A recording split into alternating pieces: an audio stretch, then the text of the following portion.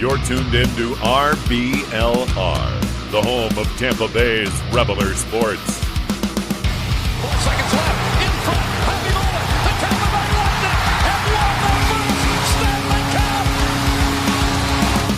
And the Tampa Bay Lightning have won the Stanley Cup. Lightning strikes twice. The Tampa Bay Lightning win their second straight Stanley Cup.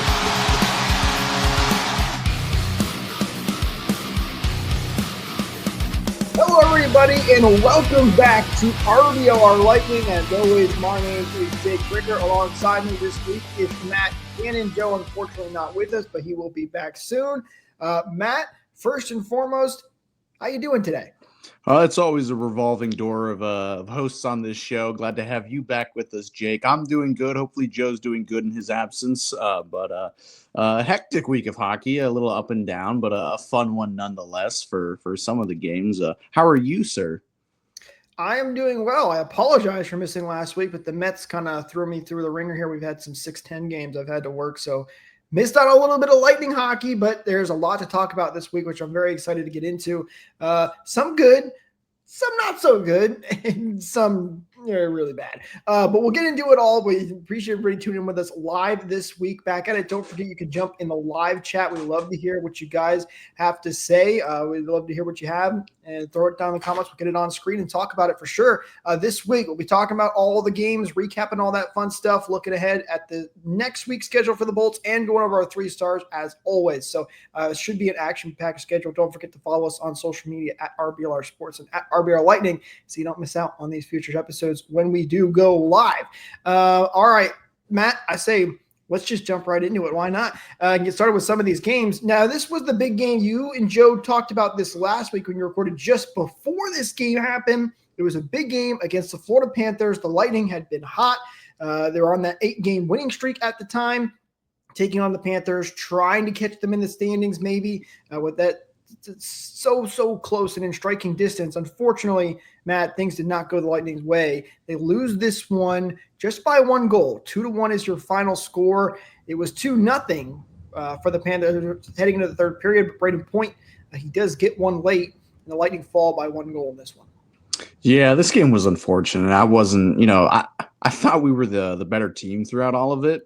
Throughout most of it at least, but 2 teams coming in on just great heaters. The Panthers, I forget their record, us coming in on an 8-game winning streak. I mean, it was a unstoppable force versus an immovable object kind of game at the time, but it just sucks the result because I did think that we were the better team for 80% of the game.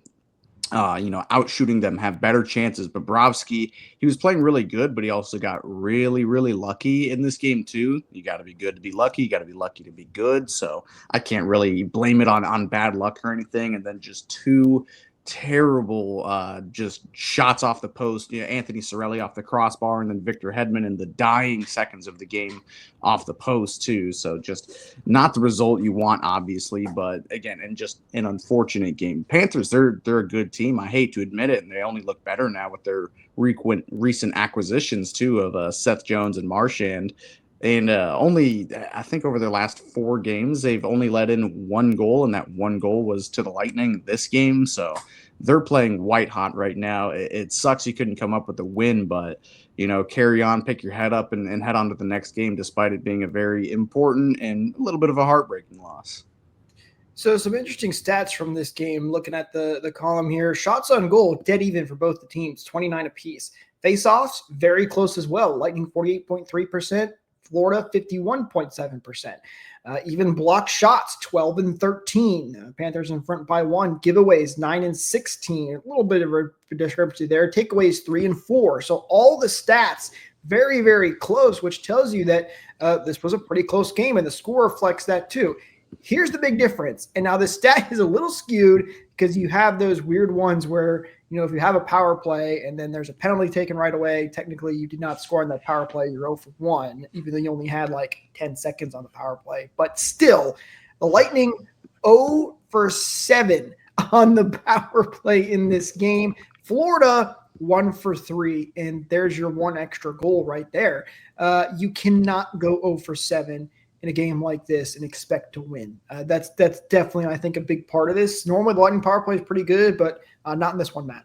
Yeah, all throughout this year, I'm not going to say that they've had their struggles, but it's been inconsistent at times. Like, there's some days, some games where they just can't stop scoring on the power play. And then there's some games where you go 0 for 7. I thought, a lot of the chances were dangerous, but you saw John Cooper. He's very impatient and for the better about, switching guys up, trying the righty versus lefty unit, and then trying to overload on the first unit, and then some of the secondary guys on the second unit.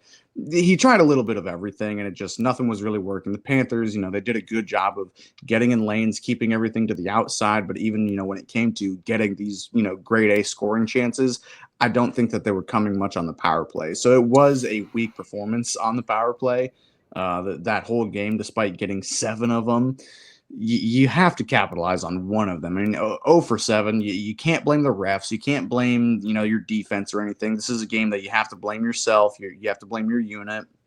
And I don't know. I don't know if it's as easy as throwing your hands up and saying, oh, well, get them next time, because this was an important game. But, yeah, that was definitely the killing blow, was going 0 for 7. It can't happen. And the Lightning may have addressed part of this potential issue at the trade deadline, which we'll get into in just a little bit here when we get closer to those games when those players were acquired. But maybe there is a solution there potentially. But 0 for 7, even though those all weren't full 7 power plays, still something that's a big red flag in that game. But the good news is, hey, the Lightning hung tough in this game. It was an away game too in Sunrise, and they only lost by 1 goal. They definitely, as you said, Matt, could have won it, maybe even should have won it if they got a little more puck luck their way. But credit to the Panthers. They played a good game. Tough way to go. Ethan here, a couple comments from him, says Lightning have a curse when they play the Panthers or Maple Leafs. It does kind of feel that way a little bit as of recency. I'd say more maybe when they play the away games, but they can still beat them. They can still do it. But definitely as of late, it's felt like they've had the upper hand against the Lightning. At least the Leafs, maybe not so much the Panthers. They're still little brothers. For whatever reason, we're the only team that the Leafs just seem to have our number with, and either one is just an awful nightmare scenario for me. I just objectively cannot stand both those teams, so it does suck. But I think the Panthers one, it's always back and forth. Putting the playoffs aside, it seems like the Panthers take one game, the Lightning get another. Like earlier this year, sure. I think we played back-to-back games, like a home and home. And it went that way. Panthers spanked us, we spanked them, and then I guess we're owed one later this year. Owed a spanking for the Panthers. That would be nice. Ethan also said here, shorthanded group has been struggling all season as well. I'm going to disagree with you there on that one, Ethan. The Lightning are ranked 10th right now in the penalty kill at 81%, which isn't, top 5, fantastic, but not bad at all. It'd be in the top 10. And also they've been fantastic when it comes to scoring shorthanded goals this year as well. I believe they might even be number 1 in shorthanded goals. I haven't looked up that specific stat, but I think either 1 or 2. I know the Panthers, I think, are still number 1, but Hagel and Cirelli, like I think we've said on the show before, it's like you don't ever get excited for a penalty kill, but when those guys are on the ice, you're like, you're going to get at least one chance with those two. There's no question. They've been very, very good. And bottom line, you score that many shorthanded goals. And it's good when you're half the time you're saying, I think we have a better chance on the penalty kill than we do on the power play. That's what I want to say, but I've said it a couple of times this season, but hopefully they'll find that consistency when it comes to the power play. But for the Lightning, a tough loss. They look to try and bounce right back.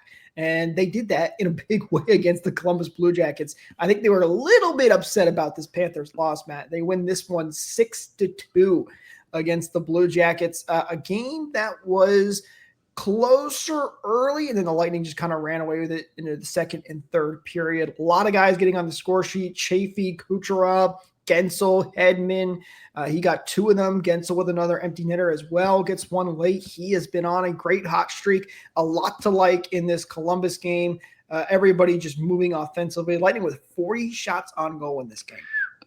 Yeah, a lot to like, a lot to dislike in this game too.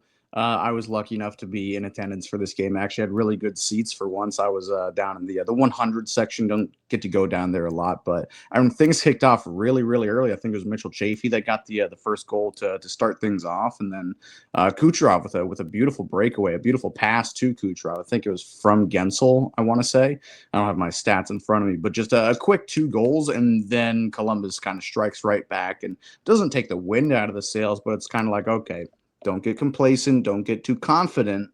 And then the whole second period happened, which was a chaotic period, not as chaotic as some other games coming up here, but with I think it was, a 4-minute power play. It was a double minor. Braden Point gets a goal, a beautiful breakaway goal, and it gets overturned. It was offsides. And then you're like, okay, well, let's get them back. Let's try and score another on this. And the puck goes the other way, and Zach Werenski with a shorthanded goal. So I guess Ethan is partially right in his comments saying that the shorthanded unit was, well, I guess it's not the shorthanded unit. That's the power play unit. Power play, right? Ethan, in years past, I think it was 2 years ago, or was it last year, where we just teams would eat us alive on the power play. We'd give up shorthanded goals. It seemed like every other game. I think we had like 12 against on the year, which is absurd. But it's not been so much of a problem this year. This one was a bit deflating, and then the rest of the game happened. The Lightning really started to take over. The goal scoring just seemed to not stop. 5 goals with goalies in the net, and then the 6th goal, empty net, Jake Guentzel. It was a fun game for sure. A lot of scraps, no real fights, but some decent scrums that got everybody involved, got the arena up on their feet. It was a fun game to be at. That's for darn sure. No question about that. 6 goals. That's always fun to be in the arena for that. Comment here from Ben saying that Columbus game was interesting. All Lightning 5-on-5, but that first power play they got the Leper Shorty, which they did.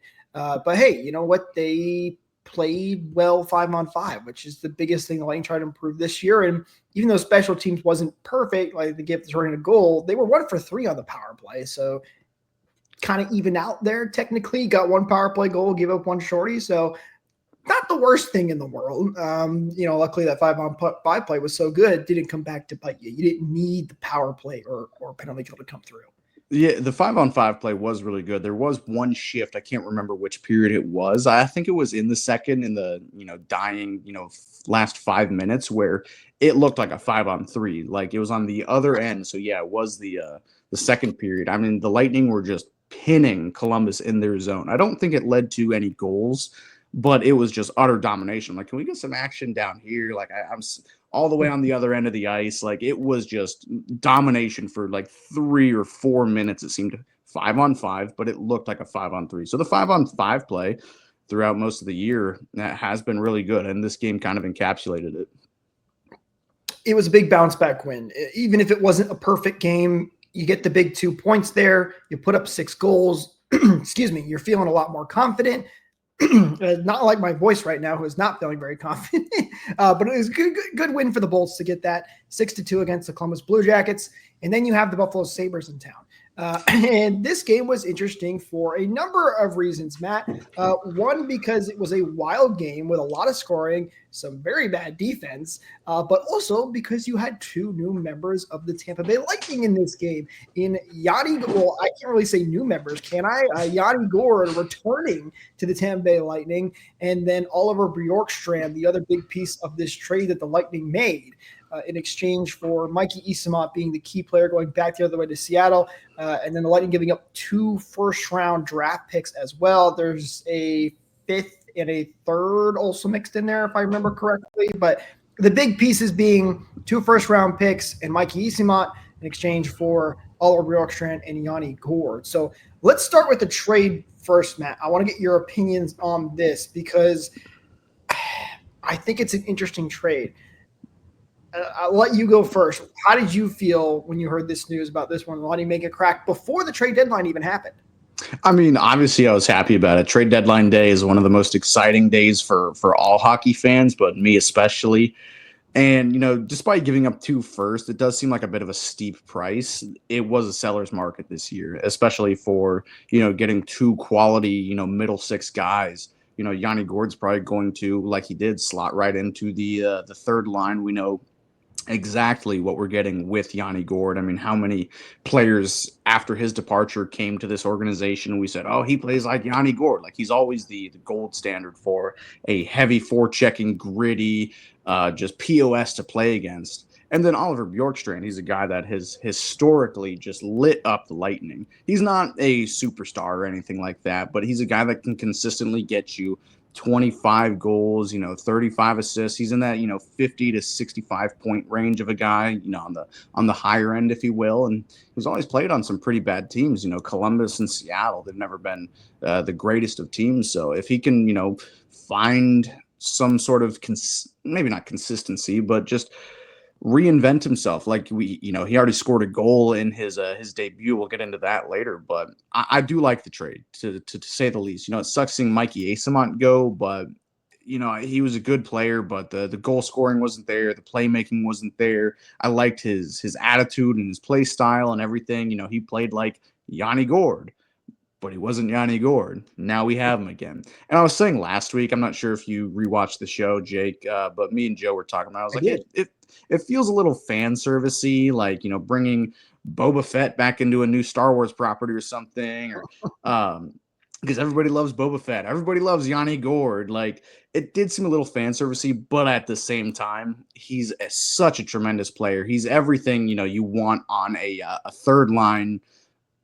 In general, a first round pick for Yanni Gourde is a little steep, in my opinion. I feel like you can kind of get away with that for Oliver Bjorkstrand, who does come with an extra year at, I don't have his cap hit in front of me, but Bjorkstrand is signed for another year. And now Yanni Gourde, you can probably work with him on a contract extension after a couple of games, see what you're getting with him at 33 years old.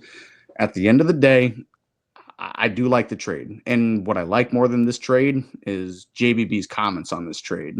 Essentially, I don't have his quote, but he said, I'd rather die trying, essentially. These picks. Do you have the quote, Jake? I don't have it right in front of me, but give me like 2 seconds and I can pull it up, because that quote got sent around quite a bit. It was such a banger of a quote. I loved it. It was a great quote. Well, I'll say this before I pull it up and find it here.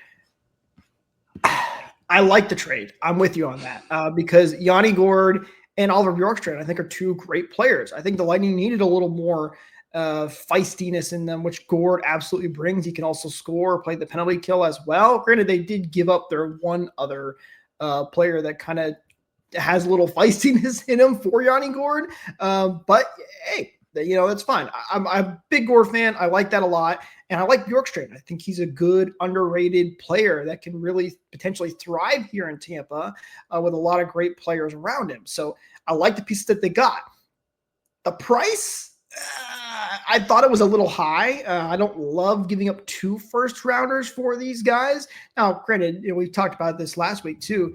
If you go and win a Stanley Cup, who cares, right? It's well worth it. The Lightning have done something similar before, and trading for Blake Coleman and Barclay Goodrow. I think it's a little bit different, but they gave up 2 first-round picks in that trade. They gave up 2 first-round picks for Brandon Hagel. So this is nothing new for the Lightning, and I don't think it's necessarily a bad thing. But I definitely did, get a little like that's a little pricey for those guys. So.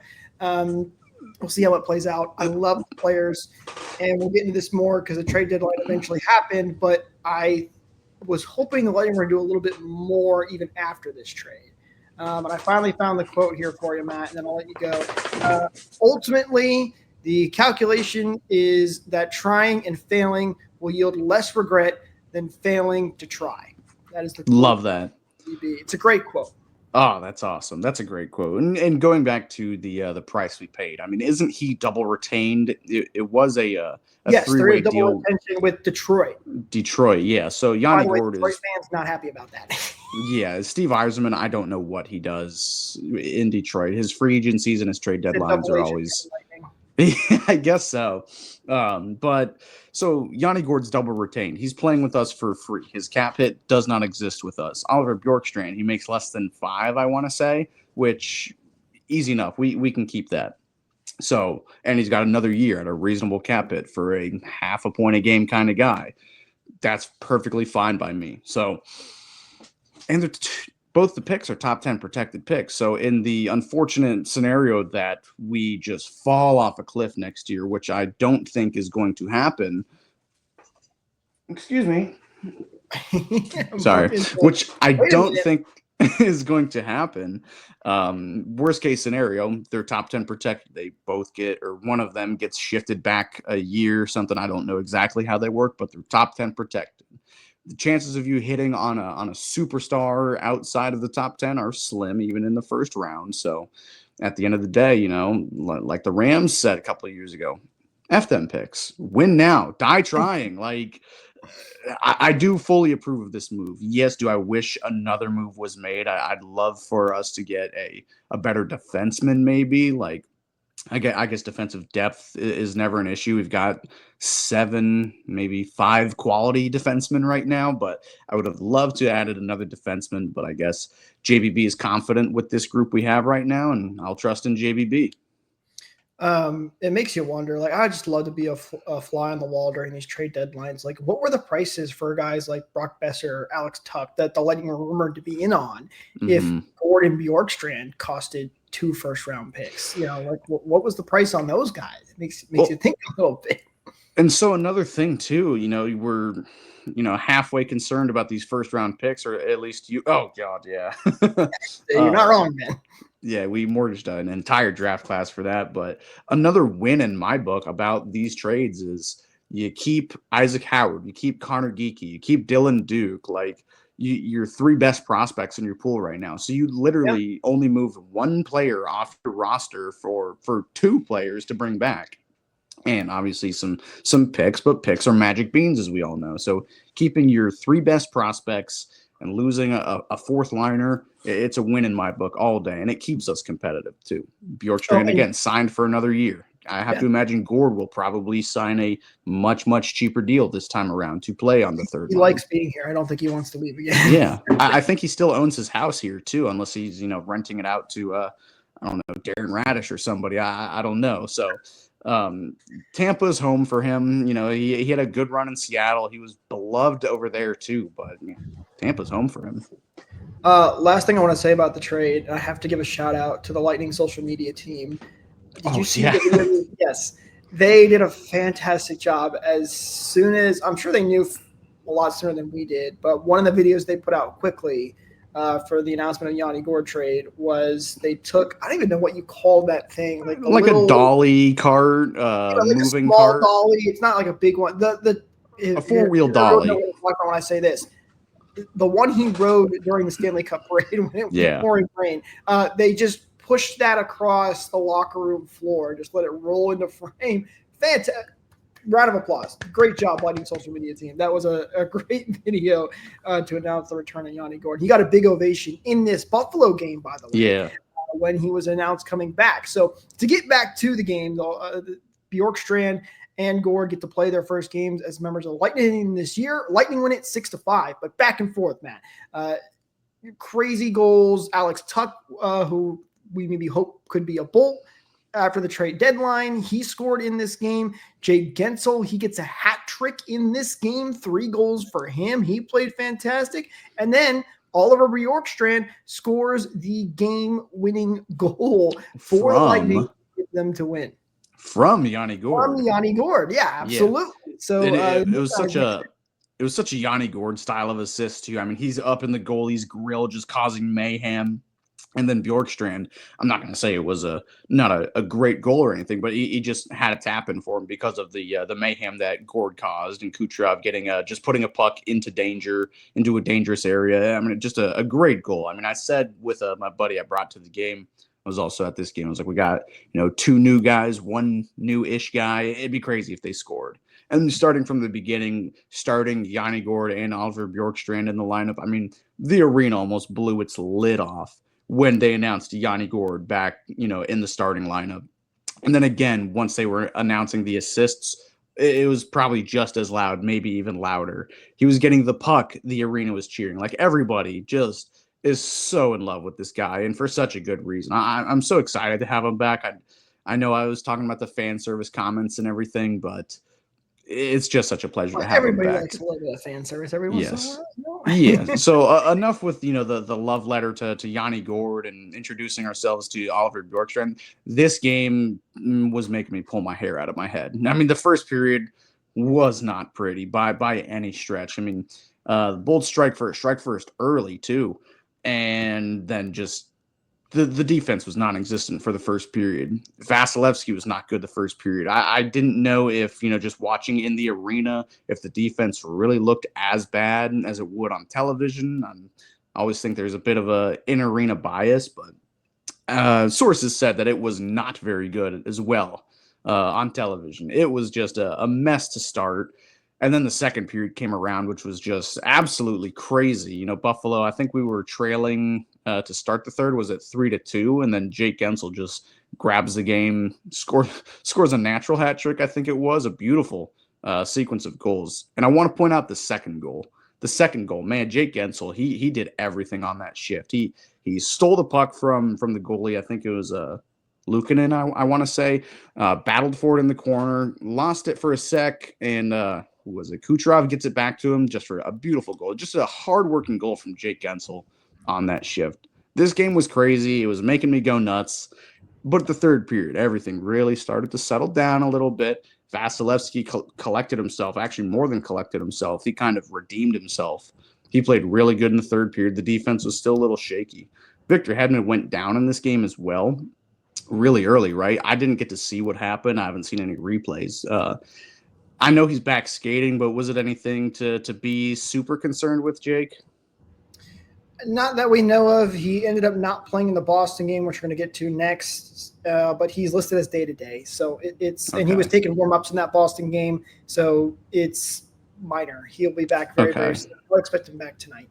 Gotcha, cool. But yeah, regardless, the defense fell early, Vasilevsky fell early, and then the team just figured things out in the second and then shut it down in the third. I mean, a very classic Buffalo game. You just come out swinging in the first. Second period can go either way and then just blow it in the third. I was telling my buddy the entire time, he's a pretty casual fan that I brought with me. I was like, don't worry.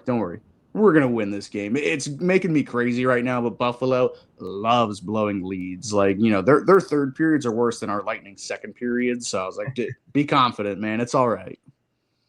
At the end of the day, they get the win, right?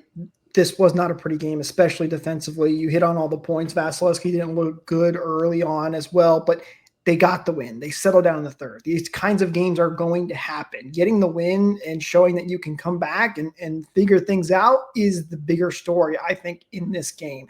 As long as you correct those mistakes later on, it's not too much to be worried about. It's an 82-game season.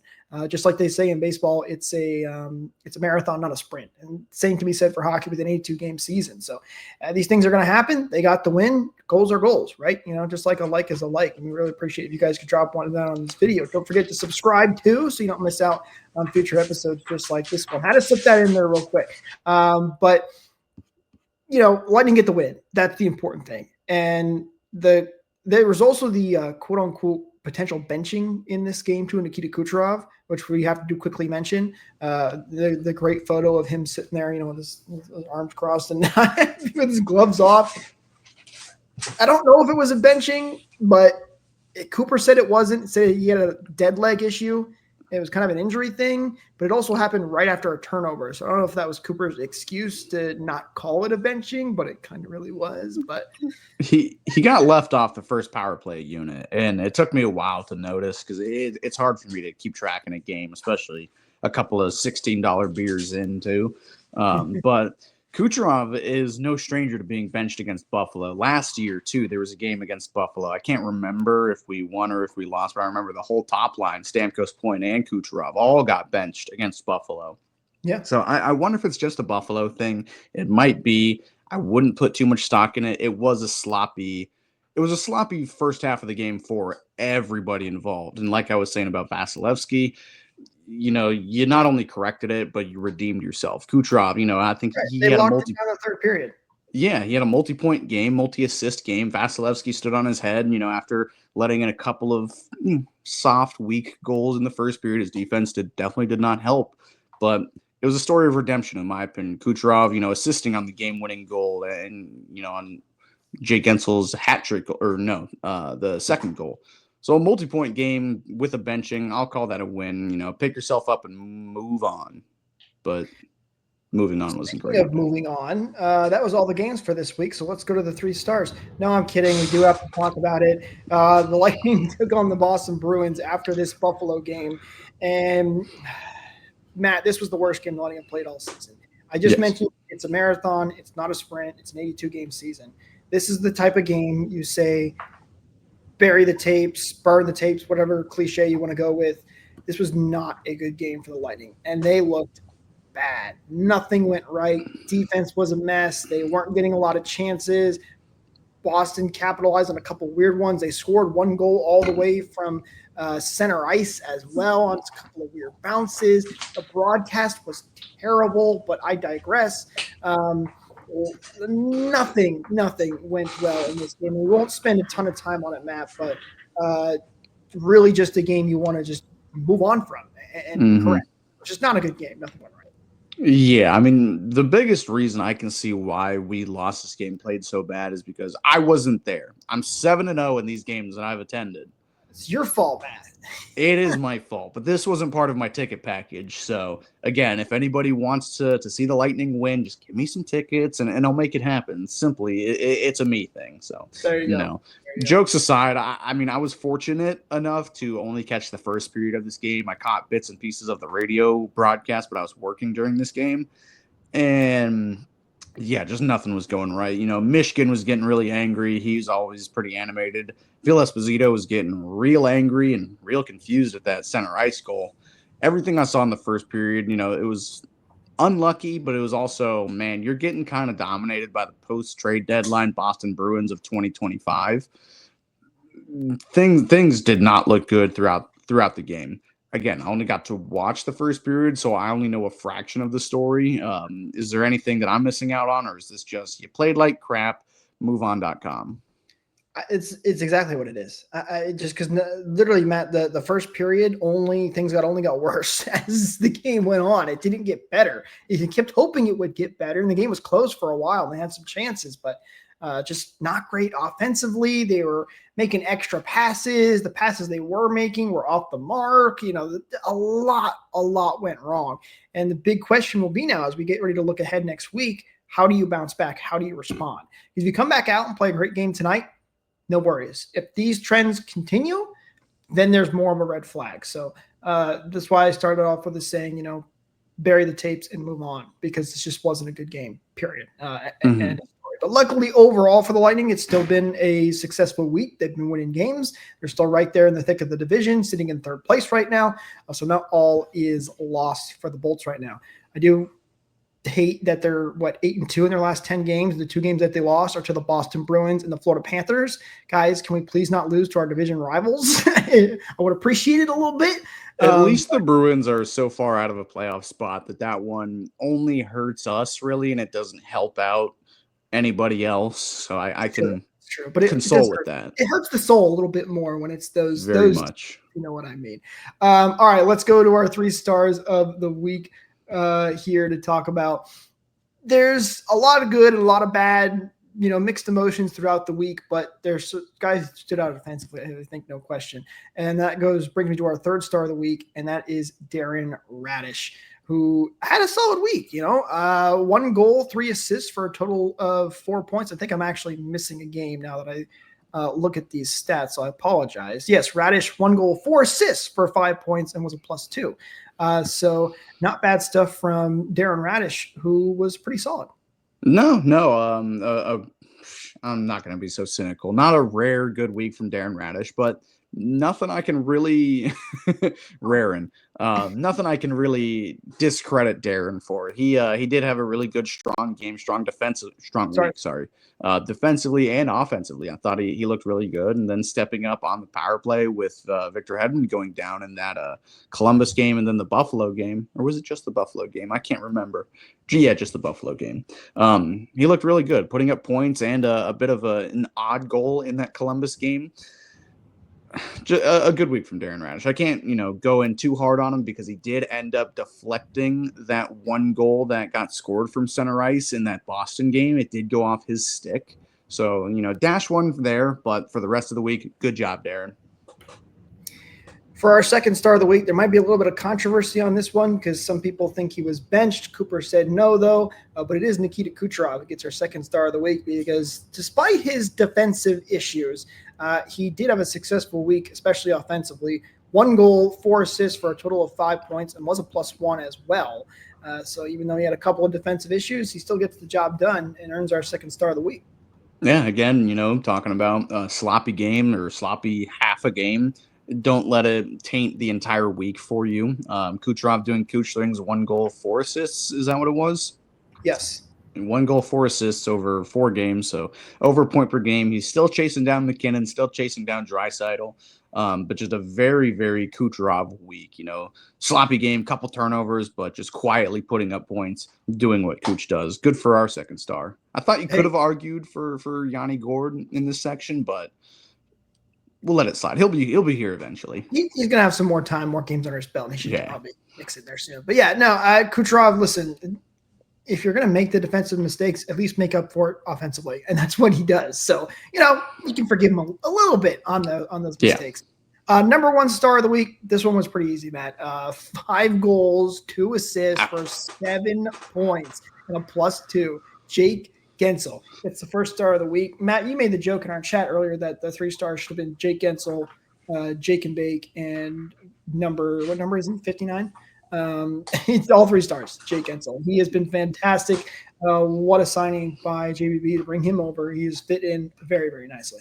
Yeah, absolutely. I mean, he had the strongest week of anybody. It was an easy answer for me to come up with my first star, and just everywhere he plays, the way he plays. He's not super flashy with the way he plays. He makes simple plays and puts himself in simple positions. He's very smart defensively. Like he's not the, resurgence of Patrice Bergeron or Sasha Barkov or anything like that, but he's never the guy that's, making the mistake or caught out of position often, it seems.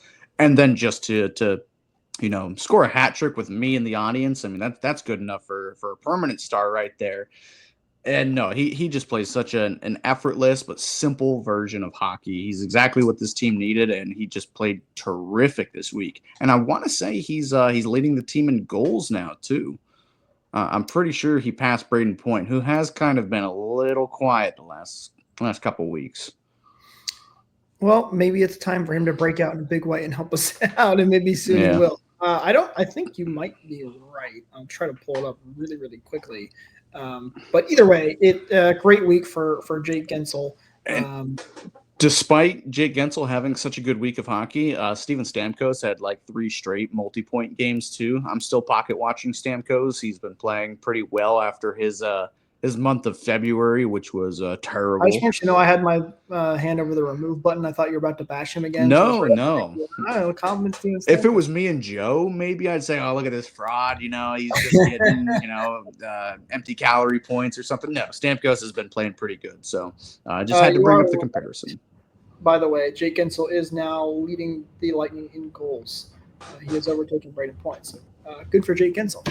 All right, let's look ahead here for the Lightning. They're sitting in 3rd place in the division right now, still in striking distance of Toronto and Florida, a little bit more difficult than it was before, but they have their next, 5 or 6 of their next 7 games are on the road here. So a 3-game road trip, a game home, and another 3-game road trip coming up. But for this week, you have the Carolina Hurricanes tonight at 7:30 p.m. Eastern. That game on Hulu and ESPN Plus, by the way. And Disney Plus. I like that they're doing that now.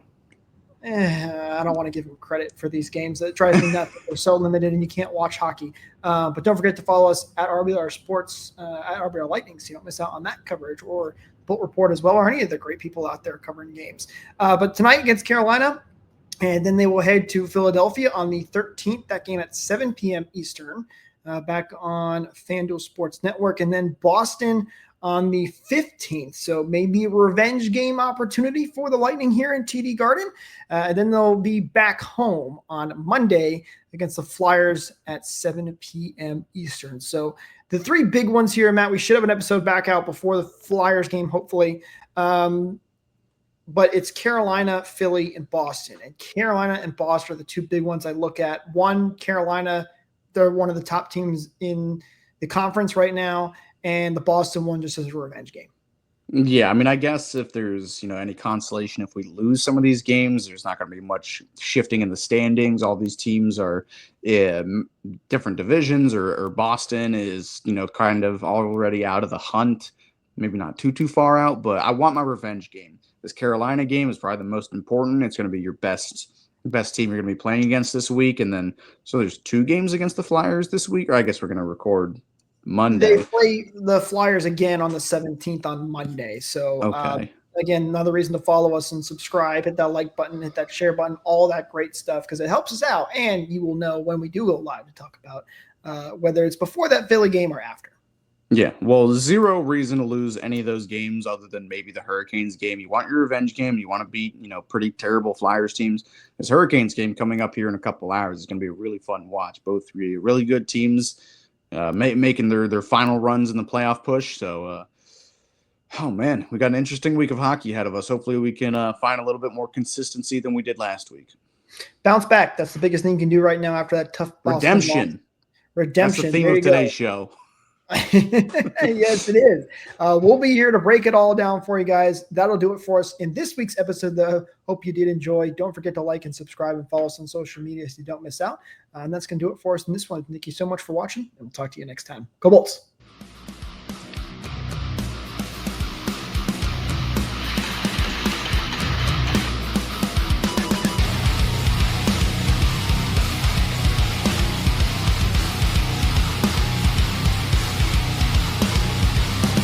Thank you for tuning into this presentation by RBLR Sports. On your way out of the stadium, please remember to like and subscribe.